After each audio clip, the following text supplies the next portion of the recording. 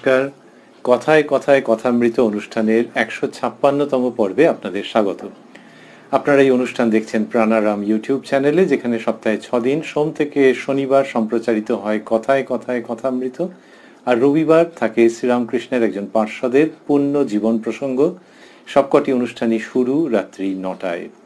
শ্রী শ্রী রামকৃষ্ণ কথামৃততে আমরা গতকাল অবস্থান করছিলাম এবং আজকেও করব ২৬শে নভেম্বর ১৮৮৩ প্রসঙ্গে, যেদিন শ্রীরামকৃষ্ণ কলকাতার সিঁদুরিয়া পট্টিতে মণি মল্লিক মহাশয়ের যে বাড়ি, সেইখানে ব্রাহ্ম সমাজের অধিবেশনে উপস্থিত হয়েছিলেন মণিলাল মল্লিক মহাশয়ের বাড়িতে। আমরা গতকাল অবধি যতটা শুনেছিলাম সেখানে দেখেছিলাম যে শ্রীযুক্ত বিজয়কৃষ্ণ গোস্বামী মহাশয় উপস্থিত, এবং সেখানে শ্রীরামকৃষ্ণ তাঁর সঙ্গে যে ধর্ম প্রসঙ্গ করছেন সেখানে অবধূত এবং তাঁর গুরু তাঁদের প্রসঙ্গ এসেছিল। সেই জায়গাটির মধ্যে ছিলাম, ওই জায়গাটিকে একটুখানি স্পর্শ করে তারপরের প্রসঙ্গের মধ্যে আমরা প্রবেশ করব শ্রী শ্রী রামকৃষ্ণ কথামৃততে, যার সূচনায় কথামৃতকার শ্রীযুক্ত মহেন্দ্রনাথ গুপ্ত বা শ্রীম উদ্ধৃত করছেন তব কথামৃতং তপ্ত জীবনং কবিভিরীরিতং কলমশাপহং শ্রবণমঙ্গলং শ্রীমদাততং ভুবি গৃণন্তি ইয়ে ভূরিদা জনাঃ। শ্রীরামকৃষ্ণ বলছিলেন অবধূত চিলকে একটি গুরু করেছিলেন এবং বলেছিলেন অবধূত চিলের কাছে এই শিক্ষা করলেন যে যতক্ষণ সঙ্গে মাছ থাকে অর্থাৎ বাসনা থাকে ততক্ষণ কর্ম থাকে, আর কর্মের দরুন ভাবনা চিন্তা অশান্তি। বাসনা ত্যাগ হলেই কর্মক্ষয় হয় আর শান্তি হয়। এই শেষের বাক্যটি, বাসনা ত্যাগ হলেই কর্মক্ষয় হয় আর শান্তি হয়, এটিকে মাস্টারমশাই অর্থাৎ কথামৃতকার স্থূলাক্ষরে দিয়েছেন। আমরা এই পর্যন্ত শুনেছিলাম। তারপর শ্রীরামকৃষ্ণ বলছেন তবে নিষ্কাম কর্ম ভালো, তাতে অশান্তি হয় না, কিন্তু নিষ্কাম কর্ম করা বড় কঠিন। মনে করছি নিষ্কাম কর্ম করছি, কিন্তু কোথা থেকে কামনা এসে পড়ে জানতে দেয় না। আগে যদি অনেক সাধন থাকে, সাধনের বলে কেউ কেউ নিষ্কাম কর্ম করতে পারে। ঈশ্বর দর্শনের পর নিষ্কাম কর্ম অনায়াসে করা যায়। ঈশ্বর দর্শনের পর প্রায় কর্মত্যাগ হয়। দুই একজন, নারদাদি যেমন, লোকশিক্ষার জন্য কর্ম করে। এইটি শ্রীরামকৃষ্ণ বললেন যে ওই যে চিল মুখে মাছ নিয়ে ঘুরছে এবং পেছনে কাকগুলি তাড়া করছে, এই প্রসঙ্গ যে করেছেন আমরা আগের দিন শুনেছি। আজকে আমরা শুনছি যে তিনি বলছেন নিষ্কাম কর্ম করা ভালো। তা নিষ্কাম কর্ম মানে শ্রীরামকৃষ্ণ একদম আক্ষরিক অর্থেই এটিকে সাধারণত গ্রহণ করেছেন যে যে কর্মের মধ্যে কোনো কামনা নেই। তাহলে কর্ম করছে কিন্তু কামনা নেই, এইরকম ভাবে যদি কেউ কাজ করতে পারে, তাহলে এখানে প্রসঙ্গটি কোথায়, যে কিনা কাজের মধ্যেই আছে কিন্তু নিষ্কাম ভাবে করছে। এইখানটাতে শ্রীরামকৃষ্ণ বলছেন একটু অসুবিধে আছে। তা প্রসঙ্গটা কিরকম হলো, যে নিষ্কাম কর্মতে অশান্তি হয় না, কিন্তু নিষ্কাম কর্ম করা বড় কঠিন। মনে করছি নিষ্কাম কর্ম করছি, কিন্তু কোথা থেকে কামনা এসে পড়ে জানতে দেয় না। তাহলে এই যে নিষ্কাম কর্ম, এটা মানুষের পক্ষে বলাটা যেরকম সহজ, করাটা একালে সেরকম সহজ নয়। এটি শ্রীরামকৃষ্ণের বক্তব্য, যে মনে করছি নিষ্কাম কর্ম করছি, কিন্তু কোথা থেকে কামনা এসে পড়ে, যে মানুষের উপকার। কেউ যদি ভাবেন যে মানুষের মধ্যে ঈশ্বরকে ভেবে, তাহলে ঈশ্বরকে দর্শন না ভাবা, প্রাথমিকভাবে ভাবা, সেটাই একটা দীর্ঘ প্রক্রিয়া, অনেক কালের প্রক্রিয়া। তো এই ঈশ্বর আছেন এটি ভেবে নিয়ে মানুষের সেবা করছেন পুজোর বোধে, এইটি যদি নিষ্কাম কর্ম হয়, শ্রীরামকৃষ্ণ বলছেন এটা করা কঠিন। কোথা থেকে কামনা এসে পড়ে? অনেক রকমের কামনা থাকতে পারে। একটা হচ্ছে না হলেই ভালো, কিন্তু শ্রীরামকৃষ্ণ বলছেন এরকম এসে পড়ে। একটি হচ্ছে যে তার লোকমান্য হওয়ার ইচ্ছে, যে তিনিই করেছেন এইটা কোনো না কোনো ভাবে। কিরকম, যে 5 জনে যদি জানে তাহলে ভালো। আচ্ছা, কাগজে নাকি রিপোর্ট বেরিয়েছে গতকালের যে কাজটা হয়েছিল, কোন কাগজে, আমাকে তার একটা ছবি পাঠাতো। তার মানে হচ্ছে যে ওটা একটু জানবার ইচ্ছে যে কোথায় বেরিয়েছে, কি বৃত্তান্ত। আর যদি একবার কাগজে বেরোলো, তার পরের বার যদি সেই কাগজে বা অন্য কাগজে না বেরোলো, তখন আবার মন খারাপ হতে পারে যে হে, এবারে আরো বড় আকারে কাজ হচ্ছিল আর এরা কিছু কাভারই করলো না, কি এরা, এরকম নানান রকম ভাবে এটা এসে যেতে পারে। আবার যদি ওরকম কাগজের প্রসঙ্গ থেকে বা প্রচারের প্রসঙ্গ সম্পর্কে কেউ সতর্কও থাকেন, তাহলেও কেউ হয়তো বলেছেন, ওই উপস্থিত ওখানে যারা ছিলেন তাদের মধ্যে একজন সামান্য ব্যক্তি হয়তো বলেছেন যে আপনারা এইসব কাজ যে করছেন এর ফলে কত উপকার হচ্ছে মানুষের, এইটুকুই শুধু বলেছিলেন। এবারে যিনি নিষ্কাম কর্ম করছেন তিনি যখন পরে ঈশ্বরকে সাধনা করছেন, ঈশ্বরকে ডাকতে বসেছেন নিজের আসনে, তখন ওই ঈশ্বরের ডাকের আগেই হয়তো ওই কণ্ঠস্বরটি কানে ভেসে উঠল যে আপনারা খুব করেছেন, উপকার করেছেন। তো এই যে নিষ্কাম কর্ম করবেন ভাবছেন, কিন্তু তার মাঝখান থেকে শ্রীরামকৃষ্ণ বলছেন যে কোথা থেকে কামনা এসে পড়ে। তা ওই মানুষটি যা বলেছেন ওটা কি মিথ্যে কথা না সত্যি কথা? কিন্তু সেটা ঈশ্বরকে ডাকবার সময় মনে আসবে কেন? তার মানেই হচ্ছে যে ওইখানে একটা আসক্তি তৈরি হচ্ছে, যে ওই কথাগুলো বেশ শুনতে ভাল লাগছে, ওগুলো কানের কাছে রিন রিন করে বাজলে বেশ মন্দ লাগে না। এই যে নিষ্কাম কর্ম ভাবতে গিয়ে তার মাঝখানে কামনা এসে পড়ছে, শ্রীরামকৃষ্ণ বলছেন একালের মানুষের জন্য বিশেষভাবে যে নিষ্কাম কর্ম করবার এইটা একটা মুশকিল, যে কোথা থেকে কামনা এসে পড়ে। তাহলে ওই যে বলা হলো যে নিষ্কাম কর্ম করা ভালো, তাহলে এইটা যদি হলো যে কামনা এসে পড়ে, তার মানে কিরকম দাঁড়াচ্ছে?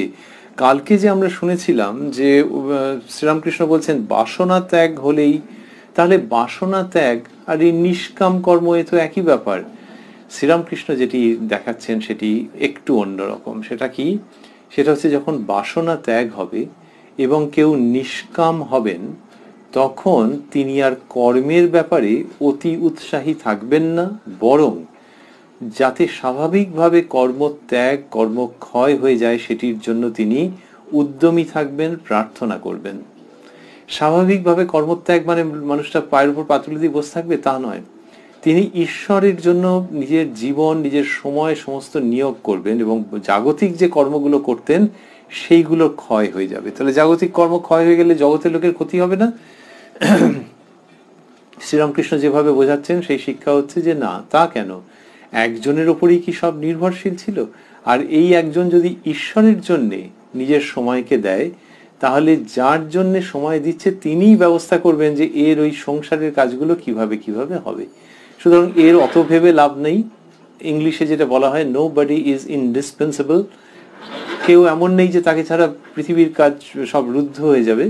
সুতরাং এই ব্যক্তি যখন যখন বাসনা ত্যাগের পথে এগোচ্ছেন, যখন যখন নিষ্কাম ভাবের দিকে এগোচ্ছেন, তখন তখনই তার জীবনে প্রাসঙ্গিক হয়ে যাচ্ছে কর্মত্যাগের প্রসঙ্গ। স্বেচ্ছায় স্বাভাবিক আনন্দে কর্মত্যাগ এবং কর্মক্ষয়ের প্রসঙ্গ এসে যাচ্ছে। শ্রীরামকৃষ্ণ কালকে যা বলেছে শুনেছি আমরা, তিনি বলেছিলেন যে বাসনা ত্যাগ হলেই কর্মক্ষয় হয় আর শান্তি হয়। ওই বাসনা ত্যাগ হচ্ছে যখন, তখন সব রকমের কর্ম তার কমে যাচ্ছে। যদি কেউ বলে যে আচ্ছা বাসনা ত্যাগ কিন্তু ওই লোকের হিতের জন্য যে কাজ ওইটা তো ভালো ছিল, তাহলেই তো নিষ্কাম কর্মে আসা গেল। শ্রীরামকৃষ্ণ বলছেন যে না, ওই কাজটা থাকলে ওখান থেকেও কামনা সাধারণত উৎপত্তি হয়ে থাকে। সেই জন্য বাসনা ত্যাগ এবং কর্মক্ষয় এই দুটো একই সঙ্গে উৎপন্ন হচ্ছে এবং অগ্রসর হচ্ছে মানুষ সেই দিকে। এইটা শ্রীরামকৃষ্ণের শিক্ষা। তো সেখানে বললেন যে কিন্তু নিষ্কাম কর্ম করা বড় কঠিন। তারপরে বলেছেন আগে যদি অনেক সাধন থাকে, সাধনের বলে কেউ কেউ নিষ্কাম কর্ম করতে পারে। তার মানে নিষ্কাম কর্মের পূর্ব শর্ত হচ্ছে প্রবল সাধনা। এবং সেটা কতটা? আবার বলছেন ঈশ্বর দর্শনের পর নিষ্কাম কর্ম অনায়াসে করা যায়। তার মানে নিষ্কাম কর্মকে শ্রীরামকৃষ্ণ ওই জায়গাটিতে স্থাপন করছেন যে ঈশ্বর দর্শনের পর ওটি হতে পারে।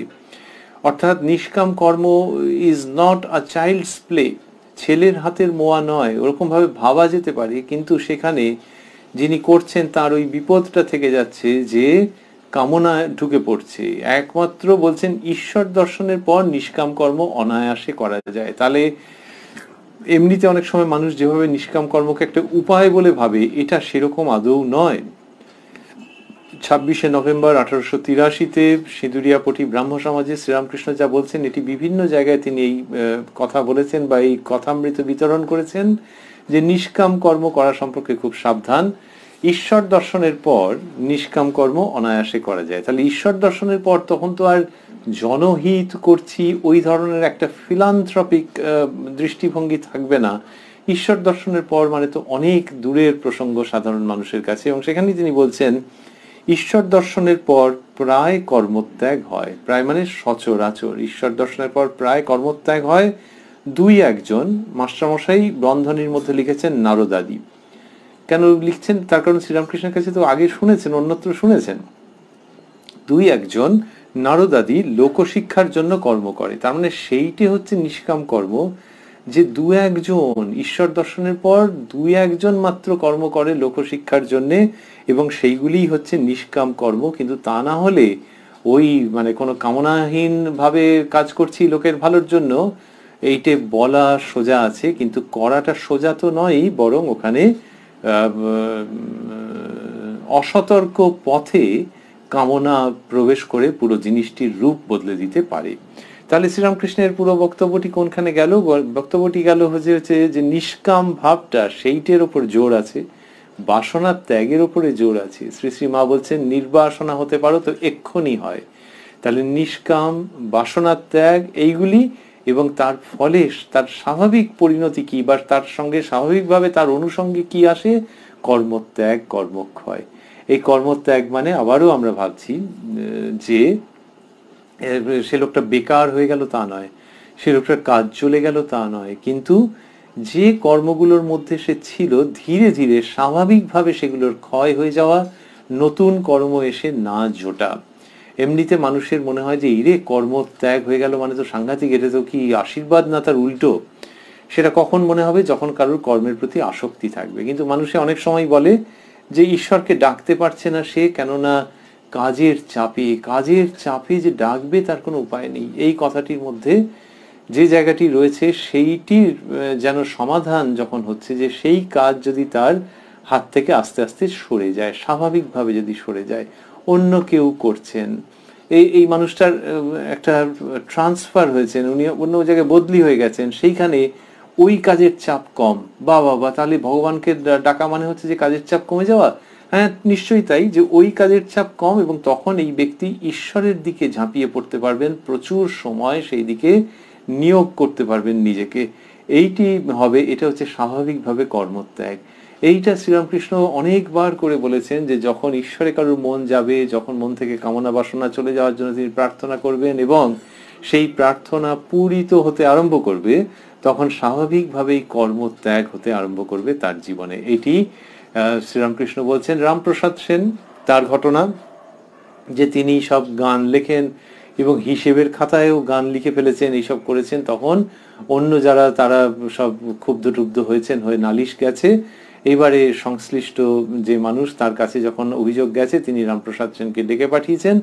ডেকে পাঠিয়ে যখন দেখছেন যে কোথায় দেখি কি হয়েছে, তখন হিসাবের খাতায় দেখছেন ওই রকম সব গান লেখা। কেউ বলেন যে ওই গানটি নাকি প্রথম নজরে পড়েছিল, যে দে মা আমায় তবিল দাড়ি।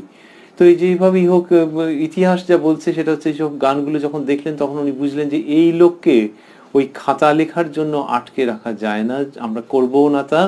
তখন তাকে ওইটা অব্যাহতি দিলেন মানে চাকরি চলে গেল, হ্যাঁ গেল, কিন্তু সেই সঙ্গে তাকে জমি জমা দেওয়া, যেখান থেকে তার ওই অর্থের আগমন হবে, এবং সংসারের জন্য এই কাজ করতে হবে না, তিনি যেন নিজের মতো করে মায়ের গান লিখতে পারেন। এই রকম যে কত রকমের দৃষ্টান্ত আছে, বহু মানুষ তাদের নিজের জীবনের সাক্ষী, যে কাজকর্মগুলো এমন এমন এমন এমন ভাবে হয়ে গেছে, টিউনড হয়েছে, ট্রিমড হয়েছে, প্রুনড হয়েছে, নানান রকম ভাবে কাজগুলো ঠিক ঠিক ঠিক ঠিক এমন এমন হয়ে গেছে যাতে করে ওই মানুষের ঈশ্বর সাধনার পথ প্রশস্ত হয়ে গেছে। তাহলে বাসনার ত্যাগ যখন যথাযথ, যখন সৎ, তখন তারই সঙ্গে স্বাভাবিক আনন্দপূর্ণ কর্মত্যাগ, শ্রীরামকৃষ্ণের বাণী এই জায়গাটিতে রয়েছে এবং এই জায়গাটিকে কেন্দ্র করে আবর্তিত হচ্ছে ভারী সুন্দরভাবে।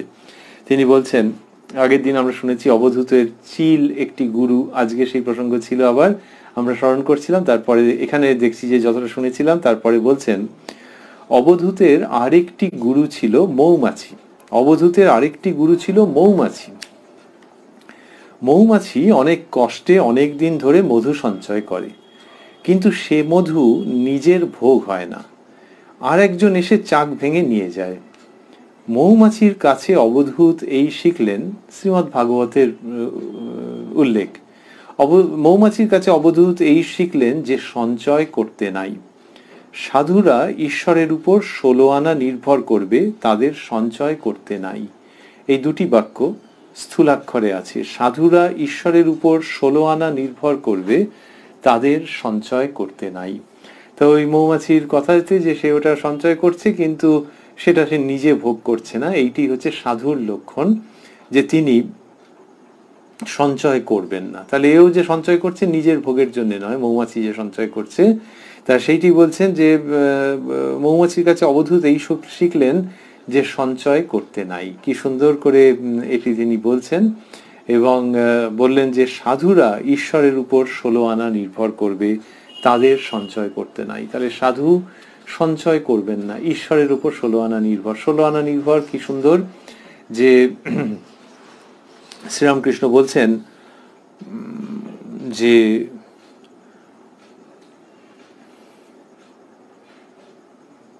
ঈশ্বরের উপর পুরোপুরি সাধু নির্ভর করছেন। পুরোপুরি মানে তার দেহ, মন, সমস্ত সত্তা, সেইগুলির ভালো থাকা মন্দ থাকা সবকিছুর মধ্যে দিয়ে তিনি ঈশ্বরের উপরই নির্ভর করছেন, যে তিনি যেমন যেমন চালাবেন সেরকমই হবে।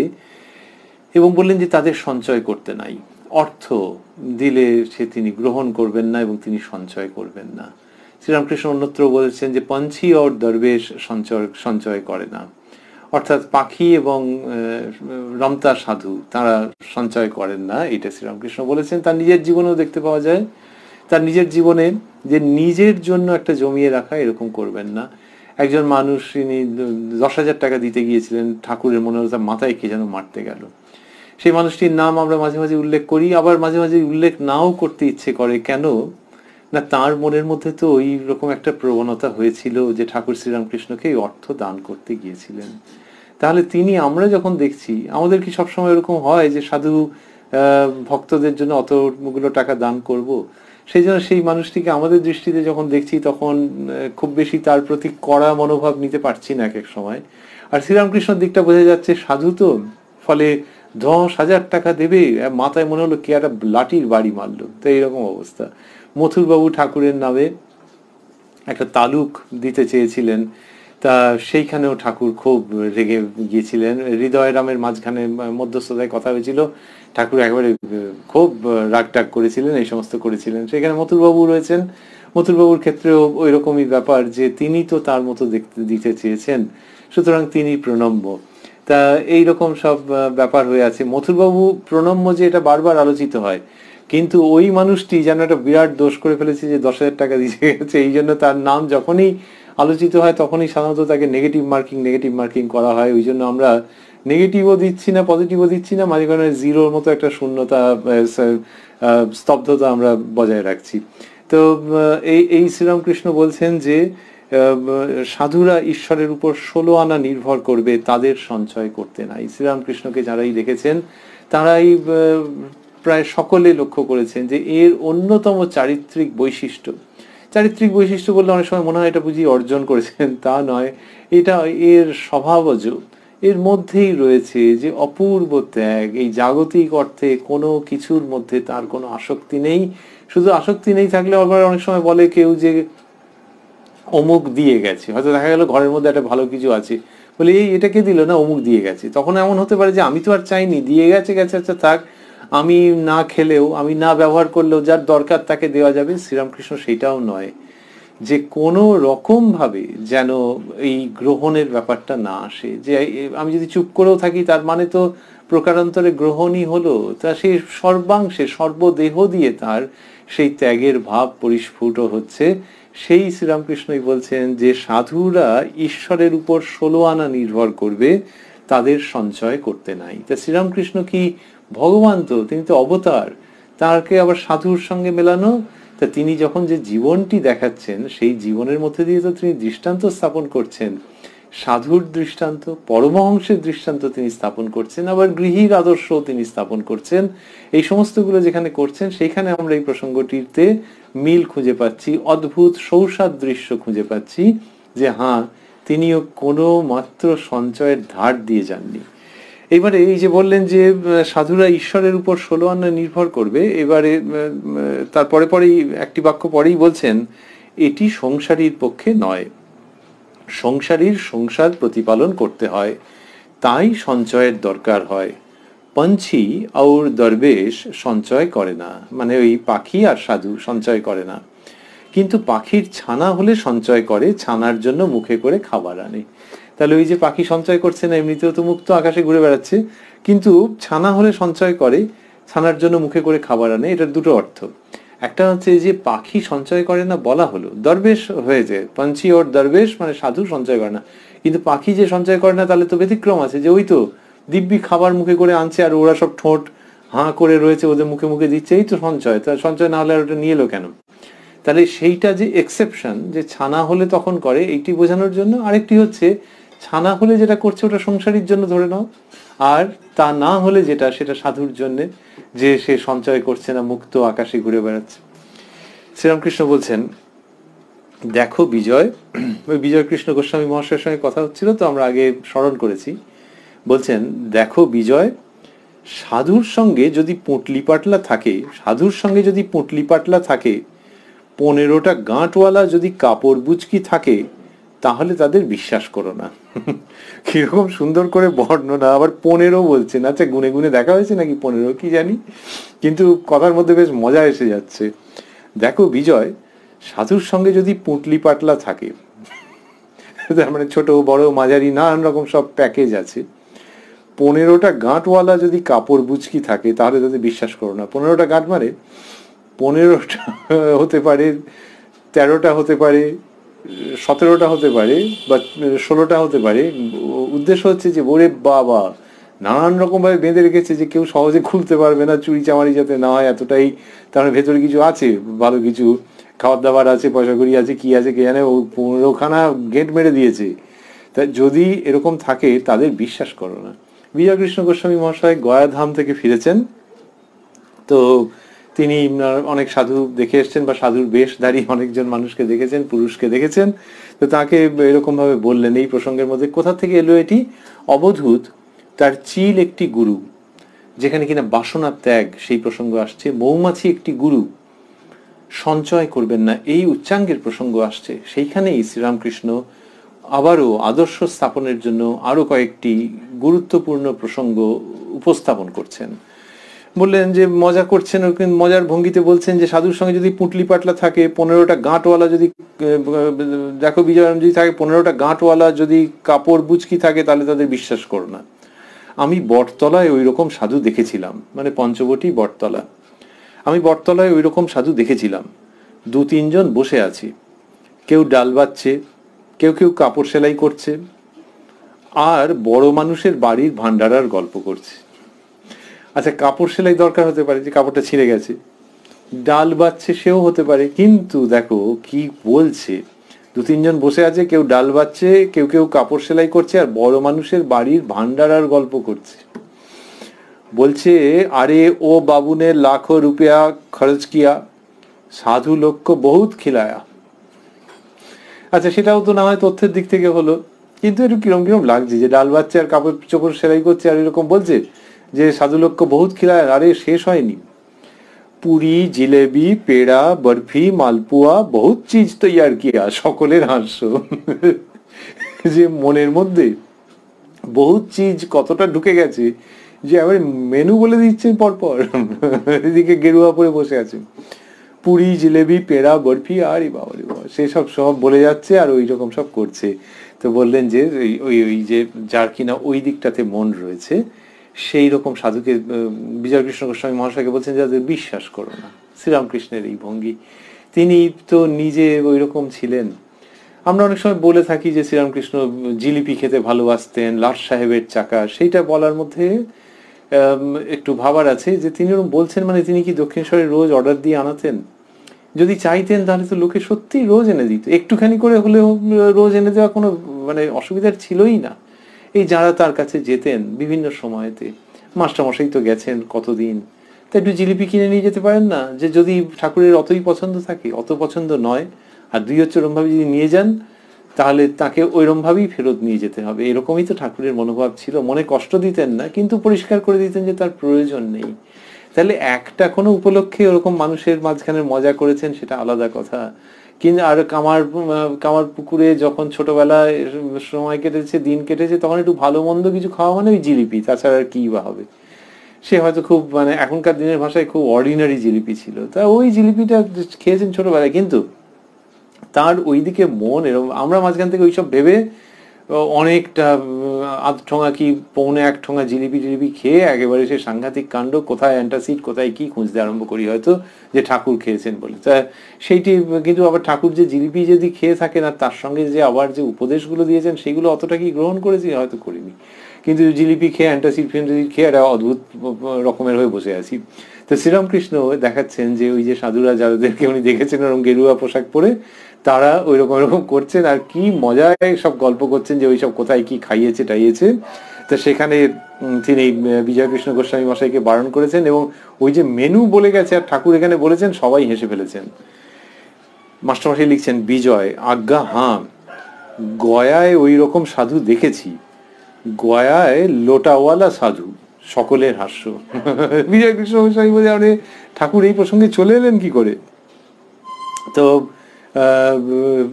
বিজয়কৃষ্ণ বলছেন যে হ্যাঁ দেখেছি তো, লোটাওয়ালা সাধু, মানে নানান রকম নিয়ে টিয়ে যাচ্ছে, অর্থাৎ লোকে বলে সে সঙ্গে একটা চললো, একটা মানে পুরো ব্যাটালিয়ান চললো, নানান রকম নিয়ে চললো আর কি, সেরকম ভাবে সে করছে, সাধু যাচ্ছে তার সঙ্গে তার বিলঙ্গিংস এত রকমের যাচ্ছে, তো মানে অদ্ভুত ব্যাপার। সেইটা শ্রীরামকৃষ্ণ দেখাচ্ছেন যে ওই রকম কিছু তার থাকবে না, মনেও থাকবে না। এটি অন্য জায়গায় উল্লেখ করেছেন কতবার, যে মনেও থাকবে না বাইরেও থাকবে না, মনে ত্যাগ বাইরে ত্যাগ। তো কেন বাইরে ত্যাগ, তাহলে কেন মনে তো ত্যাগ হয়ে গেছে না, বাইরে ত্যাগ লোকশিক্ষার জন্য, আর সেটা যদি কেউ মেনটেন না করতে পারেন তাহলে তার মনে ত্যাগ হয়েছে কিনা সেখানে জিজ্ঞাসার চিহ্ন এসে যাবে। শ্রীরামকৃষ্ণ এইরকম জায়গাতে নিয়ে গিয়ে ওই উচ্চ আদর্শকে স্থাপন করছেন, an ideal without any compromise, সেটি তিনি বলছেন। এইবার মাস্টারমশাই লিখছেন, শ্রীরামকৃষ্ণ বিজয়ের প্রতি, ঈশ্বরের প্রতি প্রেম আসলে কর্মত্যাগ আপনি হয়ে যায়। যাদের ঈশ্বর কর্ম করাচ্ছেন তারা করুক, তোমার এখন সময় হয়েছে। সব ছেড়ে তুমি বলো, মন তুই দেখ আর আমি দেখি, আর যেন কেউ নাহি দেখে। কোথায় চলে যাচ্ছে প্রসঙ্গ? ওই একটু আগে পঞ্চি বলছিলেন, পাখি, তো পাখি যেমন এই যে এখানে বসে আছে, উমা পাখা মেলে উঠতে আরম্ভ করলো, কোথায় চলে গেল। শ্রীরামকৃষ্ণ ঠিক সেই রকম, এই সাধুরা কি গল্প টল্প করে এইসব বলতে বলতে বলতে বলতে প্রসঙ্গটাকে কোন ঊর্ধ্বাকাশে নিয়ে চলে যাচ্ছেন। বলছেন, ঈশ্বরের প্রতি প্রেম আসলে কর্মত্যাগ আপনি হয়ে যায়। যে ভগবানকে ভালোবাসলে, এই যে একটু আগে আমরা স্মরণ করছিলাম যে কাজ আপনা আপনি চলে যায়, চলে যায় মানে যে কাজগুলো তার বন্ধনের কারণ, সত্যি সত্যি সেই ঈশ্বরকে ডাকার সময় পাচ্ছিল না, নানানভাবে ব্যস্ত হয়ে পড়ছিল, জড়িয়ে যাচ্ছিল সেই কাজগুলোর জন্য, সেই কাজগুলো আপনা আপনি ত্যাগ হয়ে যায়। যাদের ঈশ্বর কর্ম করাচ্ছেন তারা করুক, অর্থাৎ অন্য যারা কর্ম করছে, কর্মের মধ্যেই রয়েছে, সেই কর্মের দ্বারা মানুষের কি উপকার হবে, প্লিজ তোমার ওগুলো ভাবার দরকার নেই, তোমার এখন সময় হয়েছে। তাহলে আমরা এই বাক্যাংশটি যোগ করে দিলাম ঠাকুরের ভাবে। তিনি সেইভাবে করেই বিজয়কৃষ্ণকে খুব ভালোবেসে, বিজয়কৃষ্ণ গোস্বামী মহাশয়কে তিনি আপন জনের থেকেও আপন জনের মতো করে এই প্রসঙ্গগুলি বলছেন।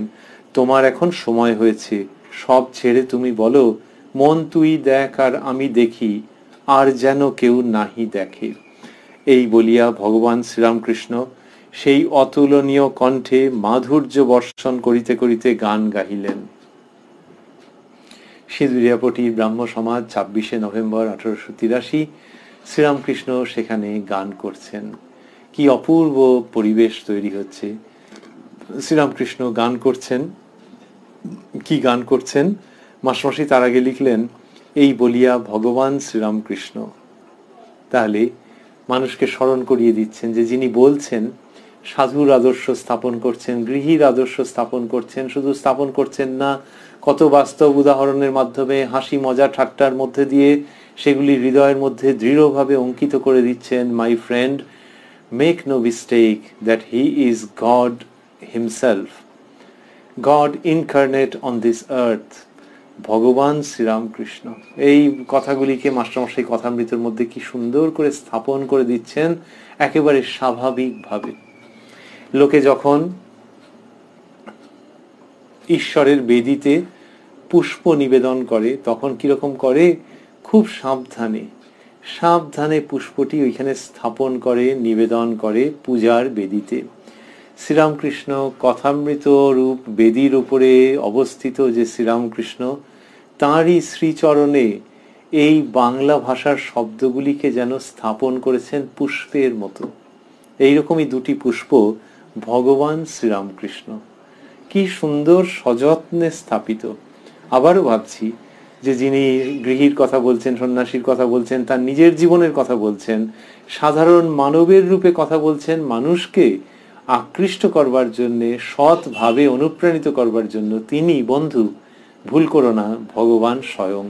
কিন্তু সেইটা নিয়ে একটা বড় প্রচারের মতো করে মাস্টারমশাই বলছেন না, কিন্তু ঈশ্বরের বেদিতে পুষ্প নিবেদনের মতো করে এই শব্দাবলী স্থাপন করছেন।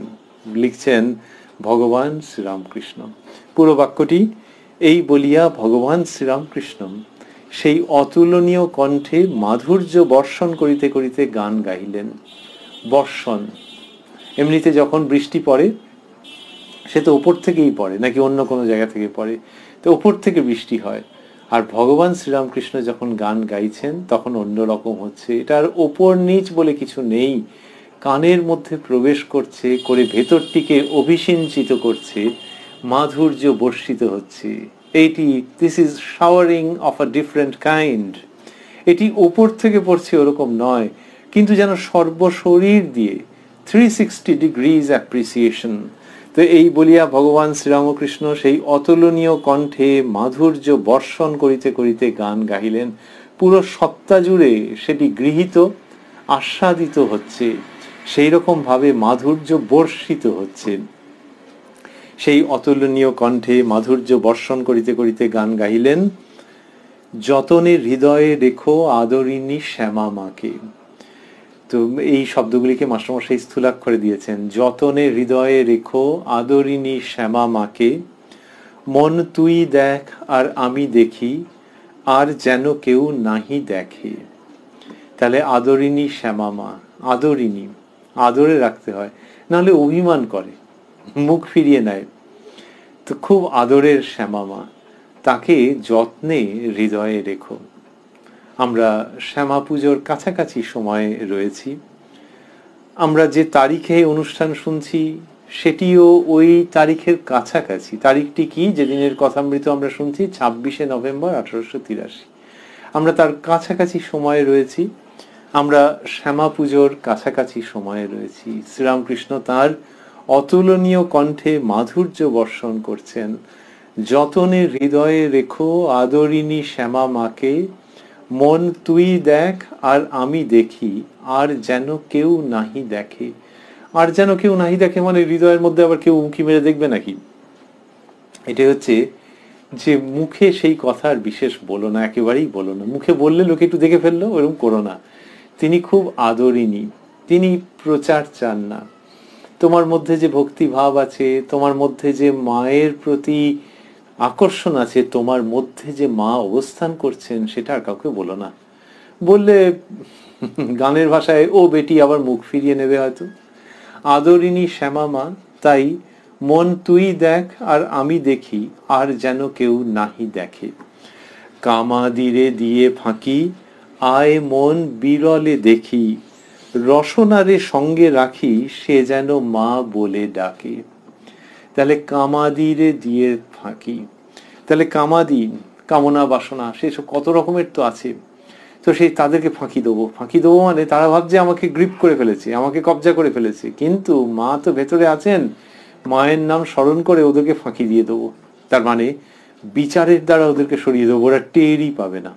করে আয় মন বিরলে দেখি, মন চলো বিরলে মাকে দেখি। তবে ওই যে কামাদিকে সরিয়ে দেবো বলেছি, তো কামনা বাসনার সঙ্গে একটা জিনিস যুক্ত থাকে, ভালো খাওয়া দাওয়া হবে, রসনা। ওই রসনাকে একটু সঙ্গে রাখবো একটা কারণে। কিরকম? রসনারে সঙ্গে রাখি, সে যেন মা বলে ডাকে। তা ওইটার জন্য তাহলে রসনার তো কাজ আছে, একটা হচ্ছে আস্বাদন আর একটা হচ্ছে উচ্চারণে।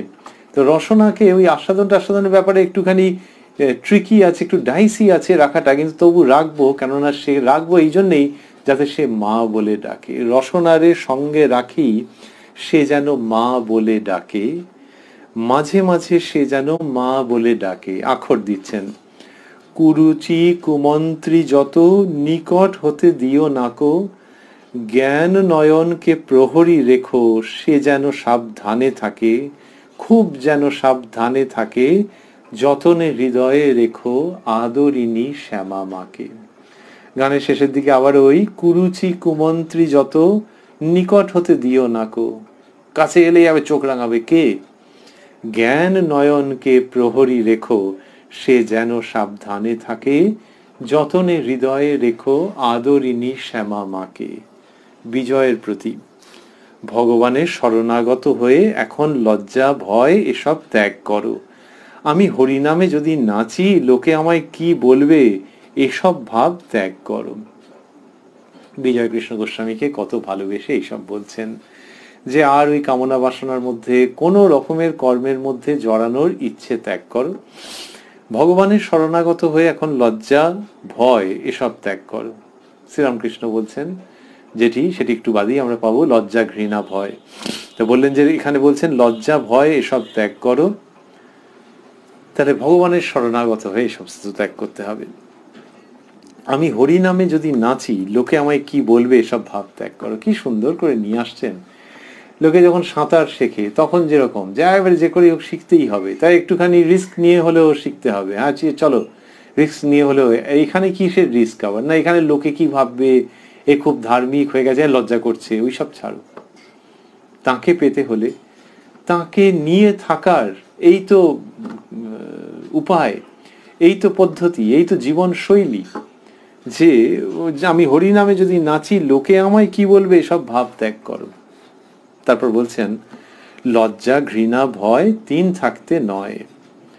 লজ্জা ঘৃণা ভয় জাতি অভিমান গোপন ইচ্ছা এসব পাশ, এসব গেলে জীবের মুক্তি হয়।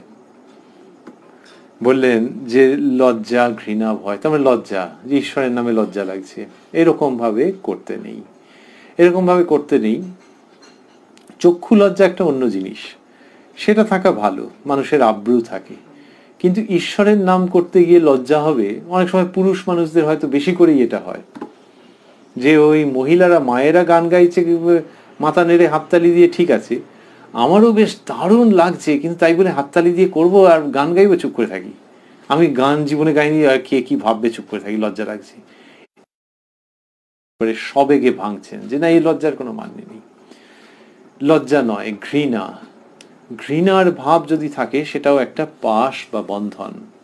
তাহলে মানুষের কি ঘৃণার ভাব থাকবে না? হ্যাঁ থাকবে, কিন্তু ঘৃণার ভাব যেন তার অগ্রগতির পথটাকে রুদ্ধ না করে, যে কোনো বস্তুর উপরে এতই ঘৃণা যেটাতে কিনা তার ব্যক্তি জীবন বিপর্যস্ত হচ্ছে, জপের আসনে বসে সেইটা মনে হচ্ছে, এই রকম যেন না হয়।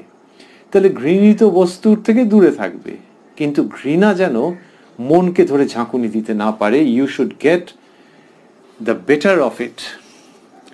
ঘৃণার ওপরে তোমায় উঠতে হবে, ঘৃণা তোমার ওপরে উঠবে নাকি?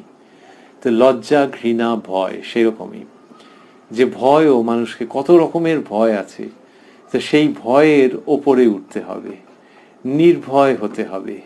এই ভয়টা যদি থাকে ঈশ্বরের পথে এগোনো যাবে না। এর আবার একটা অন্য অর্থ আছে, সেটা হচ্ছে ঈশ্বর নির্ভরতা। ঈশ্বর নির্ভরতা হলে সংসারী মানুষ বলবে আয় তুই গেলি, আরে ভগবানের উপর নির্ভর করছি, ভগবানকে তুই দেখেছিস নাকি চোখে? তার উপরে নির্ভর করে নাকি তোমার সংসার চলবে? তুমি কাজ করছো সেটা ঠিক আছে, কিন্তু ওই যে কি একটা বলো যে তার উপরেই নির্ভর করে, দূর, তাকে চোখে দেখেছো নাকি? এইটি যদি কারোর মনের মধ্যে ঢুকে যায়, একটা ভয় তৈরি হবে যে হ্যাঁ তাহলে কিরকম কিরকম হবে, তার উপরে সত্যিই কি এইসব নয়।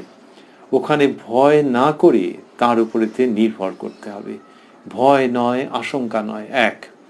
দুই হচ্ছে কোনো বিষয় সম্পর্কে অতিরিক্ত ভয় থাকে, কারো ভূতের ভয় আছে, তাহলে ঘৃণাও যেমন, যে সেটা যেন ব্যক্তি চরিত্রকে এক জায়গাতে অ্যাঙ্কার করে রেখে দিয়েছে, যে ঘৃণার বস্তু এলেই তার ভেতরটা সমস্ত ওইটা চলবে না। তেমনি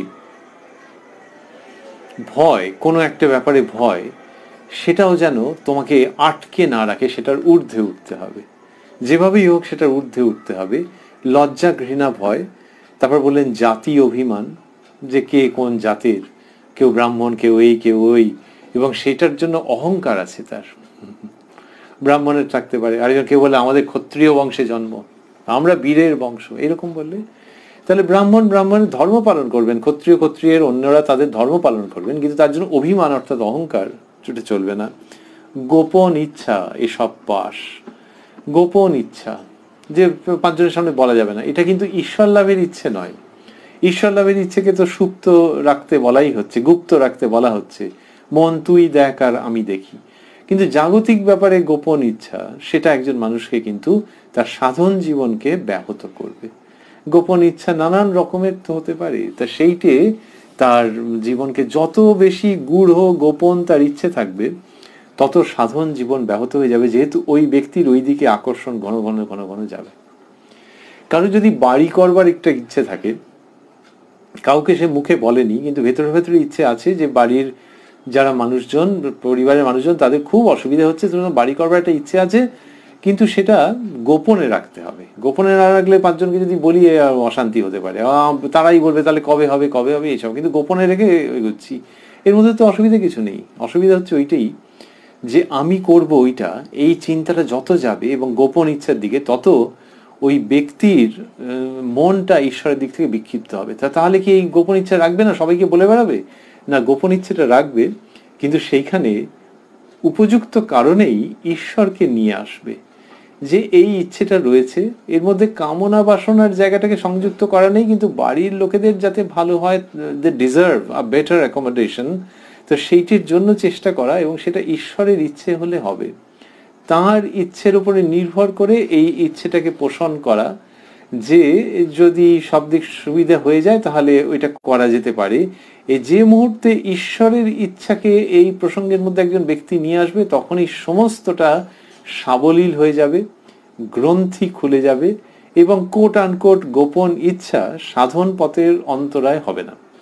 তো ওই তা না হলেই গোপন, আর যে ঈশ্বরকে নিয়ে এলে তিনি সব জানতে জানতে পেরে গেলেন, এরকম যেন ব্যাপার, যে আগে হচ্ছে যে শুধু আমি জানি, এখানে হচ্ছে আমি আর তিনি জানেন, যাকে কিনা আমি সিংহাসনে রেখে বা হৃদয় বেদিতে রেখে পুজো করি, আর গোপন ইচ্ছা থাকছে না সেইখানে।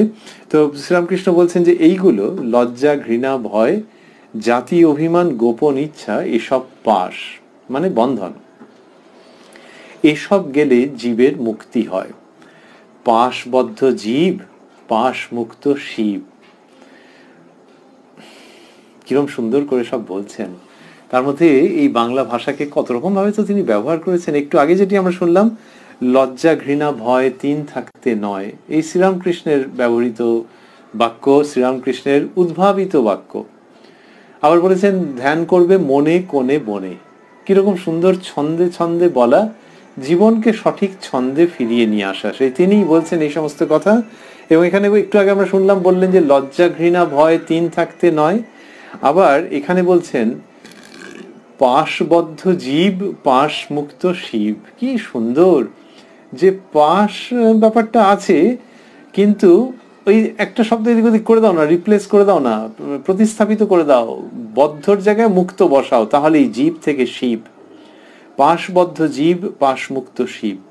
এর আবার অন্য মানে আছে, সেটি হচ্ছে যে ওই জীব যাকে দেখা যাচ্ছে, সে যতক্ষণ পাশবদ্ধ ততক্ষণই জীব, আর পাশ থেকে যদি মুক্ত হয়ে যায়, তাহলে উপর থেকে মহাদেব অবতীর্ণ হবেন এরকম ভাবছো কেন? তার ভেতরে যে শিব আছেন তিনি প্রকাশিত হবেন। পাশবদ্ধ জীব, পাশ মুক্ত, বিহোল্ড, আর জীব বলে তাকে দেখছি না, অবাক হয়ে দেখো যে শিবকে দেখছি। পাশবদ্ধ জীব, পাশ মুক্ত শিব। অপূর্ব শ্রীরামকৃষ্ণের বাক্য ব্যবহার, ইঙ্গিত নিয়ে আসা, জাগ্রত করা, অনুপ্রাণিত করা, সত্যের মুখোমুখি দাঁড় করিয়ে আনন্দিত করা। বলছেন ভগবানের প্রেম দুর্লভ জিনিস। মাস্টারমশাই এগুলিকে স্থূলাক্ষরে দিয়েছেন। ভগবানের প্রেম দুর্লভ জিনিস। প্রথমে স্ত্রীর যেমন স্বামীতে নিষ্ঠা, সেইরূপ নিষ্ঠা যদি ঈশ্বরেতে হয় তবেই ভক্তি হয়। শুদ্ধা ভক্তি হওয়া বড় কঠিন।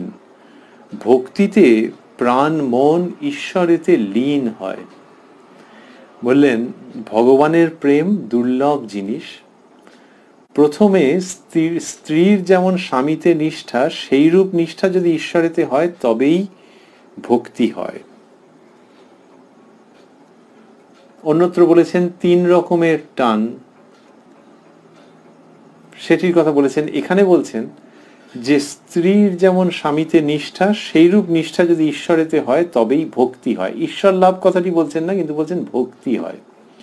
তার মানে এটা সূচনা, প্রথমের ঘটনা, স্ত্রীর যেমন স্বামীতে নিষ্ঠা। তাহলে যে স্ত্রী স্বামীকে ভালোবাসেন, ডিভোটেড, আরেকটি শব্দ আছে ডেডিকেটেড, তো এই নিষ্ঠা, যে ভালোবাসেন তো, আর তার জন্য সবকিছু করতে প্রস্তুত হয়ে রয়েছেন। সব সম্পর্ক কি এরকম হয়? নাও হতে পারে, কিন্তু যে সম্পর্কে এরকম হয় সেটা কি দুর্লভ নাকি? সেইটিকে নিয়ে আসা হচ্ছে, যে স্ত্রীর যেমন স্বামীতে নিষ্ঠা। আচ্ছা, তাহলে স্ত্রীর প্রতি স্বামীর নিষ্ঠা থাকবে না? এইসব প্রসঙ্গ তোলা অর্থহীন। যেন একটু বেশি প্রশংসা মুখে বলা হচ্ছে যে নিষ্ঠার ব্যাপারটা যদি দেখতে চাও তাহলে স্ত্রীর স্বামীর প্রতি যেরকম থাকে এইটাতেই এসো। তাহলে উল্টোটা যদি থাকে পরম আনন্দের, কিন্তু এইটাই যেন একটা বেঞ্চমার্ক, এটি একটা মাপকাঠি, সেরকম ভাবে দেখাচ্ছেন। সেই সব তর্কের মধ্যে যদি আমরা না যাই, কিন্তু হ্যাঁ, যে স্ত্রী তার স্বামীকে খুব খুব ভালোবাসেন, তার প্রতি অনুরক্ত, তার প্রতি সমস্ত দায়িত্ব কর্তব্য অসামান্যভাবে পালন করেন, তার কি আছে স্বামীর প্রতি? স্বামীর প্রতি প্রেম আছে, দায়িত্ববোধ আছে, কর্তব্যবোধ আছে। এই সবগুলোকে একসঙ্গে নিয়ে এলে যেটা দাঁড়ায় সেটা হচ্ছে নিষ্ঠা আছে। রিলেশনটার মধ্যে একদম একটা 100% ব্যাপার আছে, সেইটিরই নাম নিষ্ঠা। তা বললেন যে প্রথমে স্ত্রীর যেমন স্বামীতে নিষ্ঠা, সেইরূপ নিষ্ঠা যদি ঈশ্বরেতে হয় তবেই ভক্তি হয়। এই শ্রীরামকৃষ্ণ, ওই যে আমরা বলছিলাম, যিনি সন্ন্যাস জীবনকে জানেন এবং সেটি কেমন হওয়া উচিত সেই সম্পর্কে প্রত্যক্ষ সুনির্দিষ্ট উপদেশ প্রদান করেন, আবার ইনি গার্হস্থ জীবনকে জানেন এবং সেখান থেকে উদাহরণ চয়ন করে নিয়ে এসে কি অপূর্বভাবে ঈশ্বরের পদে যুক্ত করে দেন। তিনি বললেন যে সেইরূপ নিষ্ঠা যদি ঈশ্বরেতে হয় তবেই ভক্তি হয়। তার মানে একেবারে যে একটি মেয়ে, ধরা যাক কম বয়সী, সে তার কম বয়সী স্বামীর প্রতি যেরকম তার নিষ্ঠা রয়েছে, সেই রকমটা একটা লোকের, একটা পুরুষ মানুষের তার আরাধ্য দেবতা বা দেবীর প্রতি থাকতে পারে, থাকতে হবে। এইখানে তো প্রসঙ্গটা যাচ্ছে। তো সুতরাং পুরুষ হন, নারী হন, দেবতা হন, দেবী হন, তা এই ক্ষেত্রে ওই নিষ্ঠাটা যেমন কিনা ওই কম বয়সী মেয়েটার তার হাজব্যান্ডের প্রতি, এইটা শ্রীরামকৃষ্ণ তুলে নিয়ে আসছেন। এবং সেই নিষ্ঠার মধ্যে কি রয়েছে? তাহলে প্রেম আছে। আচ্ছা, ওইখানে একটা প্রেমের মধ্যে তো একটা রোমান্টিক ব্যাপার ছিল।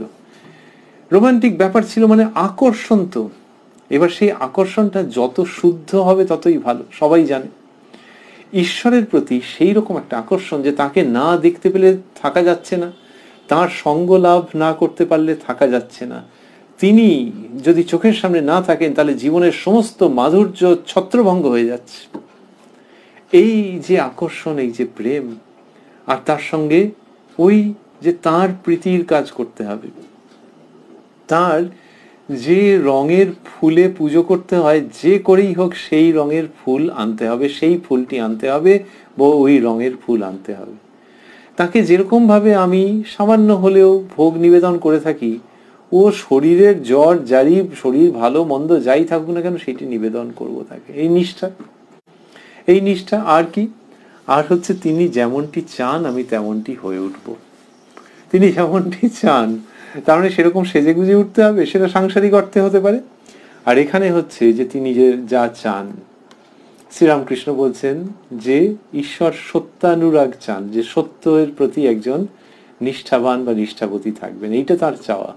যে কেমন দেখতে হবে সেরকম চাইছেন না, কিন্তু কেউ একজন সত্যকে খুব পছন্দ করবে, সত্যে থাকবে, সেই রকম আর কি। তা সেইটি যে সত্যের প্রতি অনুরাগ, ঈশ্বরীয় নামে অনুরাগ, মানুষের মধ্যে ঈশ্বরকে দেখে তাদেরকে ভালোবাসা, তাদের প্রতি ঘৃণার ভাব যাতে কমে যায়, বৈরিতা যাতে কমে যায়, সেই জন্য খুব প্রার্থনা করা, সচেষ্ট থাকা। যে মানুষগুলোকে ভালোবাসতে পারিনি, এখনো পারছি না, তারা যেন ক্রমশ আমার মনের চৌহদ্দির মধ্যে প্রবেশ করে, তাদের প্রতিও যেন আমার একটা গ্রহিষ্ণুতা তৈরি হয়। ঈশ্বর কত রকম চাইছেন, আর কি এইগুলো চাওয়া মানে সোনাদানা চাওয়া নয়, এগুলো তো অর্জন করা যায়। আর জাগতিক মায়ামোহের মধ্যে গিয়ে ঝাঁপিয়ে পড়ে বোকা না হয়ে যাওয়া। ঈশ্বর যেন তার নয়ন দুটি উন্মোচিত রেখেছেন ভক্তের ওই অবস্থাটা দেখবার জন্যে, যে সে ধীরে ধীরে শক্তি লাভ করে ওই মায়ামোহের যে আবর্ত রাখা আছে সেইখান থেকে নিজেকে বের করে আনবে, ওই তাঁরই ওপরে নির্ভর করে। এইগুলোই ঈশ্বর চান, সোনাদানা চাইছেন না। তো তিনি যেগুলো চান সেইগুলোর জন্য সচেষ্ট হওয়া। সাংসারিক অর্থে যদি ভাবে যে আমি এরকম ভাবে সাজবো, এরকম ভাবে স্টাইল করব, তাহলে ও খুশি হবে। এখানেও তাই, শুধু সেটা নয়, আমি সেজে উঠব সত্যের দ্বারা, ত্যাগের দ্বারা, মানব প্রেমের দ্বারা, আসক্তি বিহীনতার দ্বারা সেজে উঠব। আর ওই হেয়ার স্টাইল থেকে আরম্ভ করে কসমেটিক্স সমস্তই লন্ডভন্ড হয়ে যেতে পারে, চলে যেতে পারে একটুখানি সময় বাদে, আর সেগুলো খুঁজে পাওয়া যাবে না। কিন্তু এগুলো থেকে যায়, এগুলো ওরকম ভাবে নষ্ট হয় না, ইরেজড হয়ে যায় না।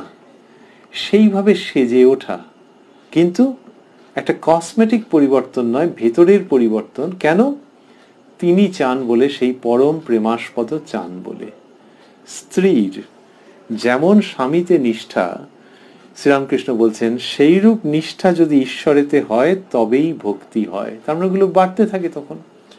বা অন্যভাবে ভাবতে গেলে ওইটাকেই ভক্তি বলা হচ্ছে, যে ওই ভক্তির জন্য এরকম করছে। মানুষটার বাইরের দিক থেকে আগে বেশ চুলটুল নাচড়ে থাকতো, এখন দেখা যাচ্ছে কিরম যেন এলোমেলো একটু হয়ে গেছে। একেবারে বাইরের দিক থেকে একটা যা তা রকম করছে তা নয়, কিন্তু কই আর সেই চুল যে বেশ পরিপাটি করে আঁচড়াবে, তারপর কোথাও বেরোবার আগে একটুখানি মুখের কায়দা টায়দা করলো, এখন তো আর করছে না। এই জন্যেই যে এখন ভেতরে ভেতরে খুব সাজগোজ করছে, ভেতরে ভেতরে সেজে উঠছে, ভেতরে ভেতরে অন্য রূপে নিজেকে গড়ে তুলছে, যেটি কিনা ওই হৃদয়ের দেবতায়, যে হৃদয়ের বেদিতে যে দেবতা বা দেবী রয়েছেন, যে বাবা কি মা রয়েছেন, তিনি ওই রূপে দেখতে চান, ওইরকম ভাবে সেজে উঠছে বলে ওই বাইরের দিকে আর ওই মুখের ওপরে বা চুলের ওই সবগুলোর আর সময়ও পাচ্ছে না, ভালোও লাগছে না। সেইটা শ্রীরামকৃষ্ণ নিয়ে আসছেন, বা তার কাছ থেকে এই ভাবটি আমরা আহরণ করবার চেষ্টা করছি, সেই শীর্ষে আরোহণ করবার চেষ্টা করছি। কিরকম বলছেন, সেইরূপ নিষ্ঠা যদি ঈশ্বরেতে হয় তবেই ভক্তি হয়। শুদ্ধা ভক্তি হওয়া বড় কঠিন, ভক্তিতে প্রাণ মন ঈশ্বরেতে লীন হয়। বললেন ভক্তিতে প্রাণ মন ঈশ্বরেতে লীন হয়। শুদ্ধা ভক্তি হওয়া বড় কঠিন। শুদ্ধা ভক্তি মানে যেখানে কিচ্ছু চাইছেন না ঈশ্বরের কাছে, এইটা বড় কঠিন। তার মানে কি, যে তখন দেহ কেমন থাকলো, দেহের উপরে আকর্ষণটা তো তীব্র, তা তখন কি হচ্ছে, দেহ ভালো থাকলো কি মন্দ থাকলো তার জন্য ভগবানের কাছে তিনি বলেন না, ভগবানের সঙ্গে ওইটি নিয়ে কোনো সম্পর্ক নেই। এরকম যার দেহাতীত অবস্থা, শুদ্ধা ভক্তি, যে শুধুই ভক্তির জন্য ভক্তি, ভালো লাগা, যে ভালো লাগাটাকে কিছুতেই শব্দ দিয়ে ব্যাখ্যা করা যাবে না, এই শুদ্ধা ভক্তি বলছেন হওয়া বড় কঠিন। ভক্তিতে মন প্রাণ ঈশ্বরেতে লীন হয়, ভক্তিতে প্রাণ মন ঈশ্বরেতে লীন হয়। যদি অসম্ভব হতো তাহলে শ্রীরামকৃষ্ণ উল্লেখ করতেন না, কিন্তু বলছেন যখন, তার মানে হচ্ছে সম্ভব। সেই জন্যই বলছেন, সঙ্গে সঙ্গে স্মরণ করিয়ে দিচ্ছেন যে শুদ্ধা ভক্তি হওয়া বড় কঠিন। কিন্তু শুদ্ধা ভক্তির ওই ভাবটিকে তো তিনি নিয়ে আসছেন, তার মানেই হচ্ছে যে এগিয়ে যাও, সাধন করো, নিজেকে নিয়োগ করো, সংগ্রাম করো, তাহলে ওই অবস্থা প্রাপ্ত হতে পারো। সেই জন্যই তো এটিকে নিয়ে আসছেন, আনয়ন করছেন। এবং তারপর বলছেন, তারপর ভাবেতে মানুষ অবাক হয়, বায়ু স্থির হয়ে যায়। ভাব মানে ঈশ্বরের প্রতি ওই যে প্রেম, ভক্তি, এবং তারপর ভাব। তাহলে ভক্তি যখন আরো, শ্রীরামকৃষ্ণ বলছেন আরো পাকছে, এরকম ভাবে তিনি বলতেন, তখন ভাব মানে ওই ভক্তি প্রেমের অবস্থায় সে তো বাইরে কথা বলতে পারে, আর ভাব হলে আর কিছুই বলতে পারছে না, শ্রীরামকৃষ্ণ বলছেন ভাবেতে মানুষ অবাক হয়, বাক্য আর মুখ দিয়ে বেরোয় না। এইটা হচ্ছে ভাব। তাহলে এমনিতে সাংসারিক সম্পর্কে সেখানে ওই প্রেম পর্যন্ত যায়। ভক্তি হতে পারে, আপনজনের প্রতি একটা স্ট্রং সেন্স অফ অ্যাডমিরেশন, সেটা হতে পারে, কিন্তু ভাব সেরকম হয় না। শ্রীরামকৃষ্ণ উদাহরণ দিয়েছেন যে একজন হাঁ করে তাকিয়েছে, আরেকজন এসে বলে এই তোর ঘোর লেগেছে নাকি। এখন সেইটি তো অন্য প্রসঙ্গ, কিন্তু শ্রীরামকৃষ্ণ এই উদাহরণটি দিয়েছেন। আর ঈশ্বরীয় প্রসঙ্গে হ্যাঁ, তখন ওটি প্রযুক্ত হচ্ছে যে ভাব হচ্ছে। বলছেন তারপর ভাবেতে মানুষ অবাক হয়, বায়ু স্থির হয়ে যায়, তখন শ্বাস প্রশ্বাসের ক্রিয়া আর হয় না। আপনি কুম্ভক হয়, যেমন বন্দুকে গুলি ছোড়বার সময় যে ব্যক্তি গুলি ছোড়ে সে বাক্য শূন্য হয় ও তার বায়ু স্থির হয়ে যায়। বললেন যে বন্দুকে গুলি ছোড়বার সময় যে ব্যক্তি গুলি ছোড়ে সে বাক্য শূন্য হয় ও তার বায়ু স্থির হয়ে যায়। তো এইরকম অবস্থা হয়। তা ওই বন্দুকে গুলি ছোড়বার সময় যে হোল্ড ইউর ব্রেথ যেটা বলা হয়, যে শ্বাস প্রশ্বাস হলেও কি হচ্ছে যে বন্দুক নড়ে চড়ে যেতে পারে, তা সেইটি বলছেন যে যে ব্যক্তি গুলি ছোড়ে সে বাক শূন্য হয় ও তার বায়ু স্থির হয়ে যায়। আমরা আরেকটুখানি পড়ে শেষ করব, এই দিনের প্রসঙ্গ চলবে, অনুপম প্রসঙ্গ আমরা আরেকটুখানি থাকবো।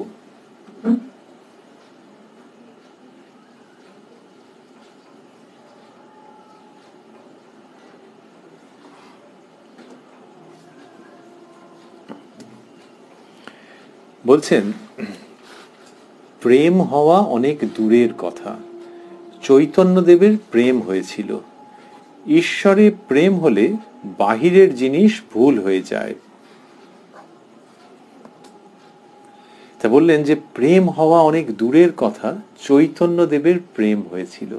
তাহলে যে ভক্তি প্রেম, তা সেই প্রেম শ্রীরামকৃষ্ণ বলতেন ভাব, মহাভাব। তো ওই ঈশ্বরের প্রেম সেটি বলছেন যে হওয়া অনেক দূরের কথা, চৈতন্যদেবের প্রেম হয়েছিল। তাহলে প্রথমে ভক্তি বলেছেন, তারপর ভাব বলেছেন, আবার এখানে প্রেমের কথা বিশেষভাবে আসছে এবং বললেন প্রেম হওয়া অনেক দূরের কথা, চৈতন্যদেবের প্রেম হয়েছিল। ঈশ্বরে প্রেম হলে বাহিরের জিনিস ভুল হয়ে যায়, জগৎ ভুল হয়ে যায়।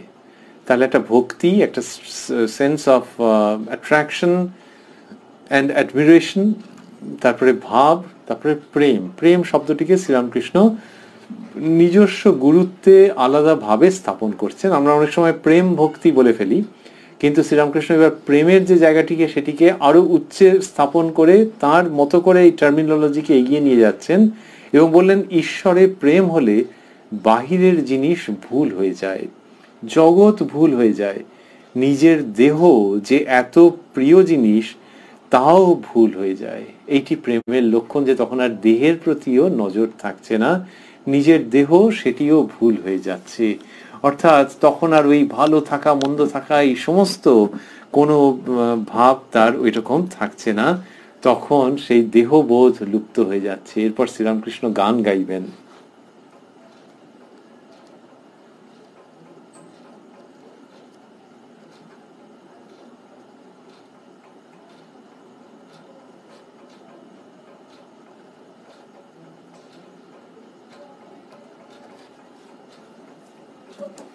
মাস্টারমশাই লিখছেন এই বলিয়া পরমহংসদেব আবার গান গাহিতেছেন। বলছেন এই বলিয়া পরমহংসদেব আবার গান গাহিতেছেন, সেদিন কবে বা হবে। মাস্টারমশাই এটিকে স্থূলাক্ষরে দিয়েছেন। সেদিন কবে বা হবে, হরি বলিতে ধারা বেয়ে পড়বে, সেদিন কবে বা হরি বলিতে ধারা বেয়ে পড়বে, সেদিন কবে বা হবে, সংসার বাসনা যাবে, সেদিন কবে বা হবে, অঙ্গে পুলক হবে, সেদিন কবে বা হবে। এইরকম শ্রীরামকৃষ্ণ গান গাইছেন। তা বললেন যে গানের মধ্যে কি রয়েছে, সেদিন কবে বা হবে, এটা স্থূলাক্ষরে দিয়েছেন। তারপর বলছেন হরি বলিতে ধারা বেয়ে পড়বে, সেদিন তার সঙ্গে আখর, সেদিন কবে বা হবে, সংসার বাসনা যাবে, সেদিন কবে বা হবে, অঙ্গে পুলক হবে, সেদিন কবে বা হবে। এই গান তিনি পরিবেশন করছেন, এই সঙ্গীত তিনি পরিবেশন করছেন।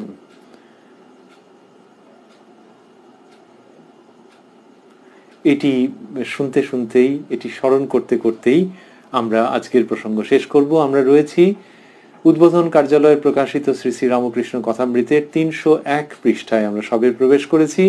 রয়েছি 26শে নভেম্বর 1883 মণিমল্লিকের বাড়িতে ব্রাহ্ম সমাজের মহোৎসবে সিঁদুরিয়াপটিতে। আগামীকাল শ্রীরামকৃষ্ণের কৃপায় ও আশীর্বাদে আমরা আবারও এই প্রসঙ্গে কথায় কথায় কথামৃত অনুষ্ঠানে আপনাদের সঙ্গে মিলিত হতে চাইব। তার কাছে সেই প্রার্থনা জানাবো। রাত্রি 9টার সময় এই অনুষ্ঠানটি শুরু হওয়ার কথা। আর শেষ করতে করতে ভাবছি আমরা যে ওই যে শ্রীরামকৃষ্ণ বললেন, আজকে আমরা শুনেছি যে তিনি বলছেন যে সংসারীর কথা বলেছেন, সন্ন্যাসীর কথা বলেছেন। সন্ন্যাসীর কথায় বলেছেন সাধুরা ঈশ্বরের উপর 16 আনা নির্ভর করবে। ওই প্রসঙ্গটি আমাদের মনে পড়ছে, যেখানে বললেন সাধুরা ঈশ্বরের উপর 16 আনা নির্ভর করবে। আর সংসারীর জন্য বলেছেন সংসারীর সংসার প্রতিপালন করতে হয়, এটি সংসারীর পক্ষে নয়, সংসারীর সঞ্চয়ের দরকার হয়, এটি বলেছেন। আবার সেই তিনিই বলেছেন, আমরা গতকাল শুনেছি যে তবে সংসারীর কি উপায় নাই, এইসব কথা বলেছেন তিনি ওইখানে ওই স্থলে ব্রাহ্ম ভক্তদের উদ্দেশ্য করে। তবে সংসারীর কি উপায় নাই, হ্যাঁ অবশ্য আছে। বলতে বলতে বলেছেন যে দিন কতক নির্জনে সাধন করতে হয়, দিন কতক নির্জনে সাধন করতে হয়, তবে ভক্তি লাভ হয়, জ্ঞান লাভ হয়, তারপর গিয়ে সংসার করো, দোষ নাই। এই যে নির্জনে যে সাধন করবে কয়েকদিনের জন্যে, সেই সময় তার মনের মধ্যে কি ভাব সে রক্ষা করবে বলছেন যে তখন যেন স্ত্রী পুত্র কন্যা মাতা পিতা ভাই ভগিনী আত্মীয় কুটুম্ব কেহ কাছে না থাকে। নির্জনে সাধনের সময় ভাববে আমার কেউ নাই, ঈশ্বরই আমার সর্বস্ব। ওই যে বলছেন যে কেউ নেই, ঈশ্বরই সর্বস্ব, তার মানে ঈশ্বরের উপরই নির্ভর।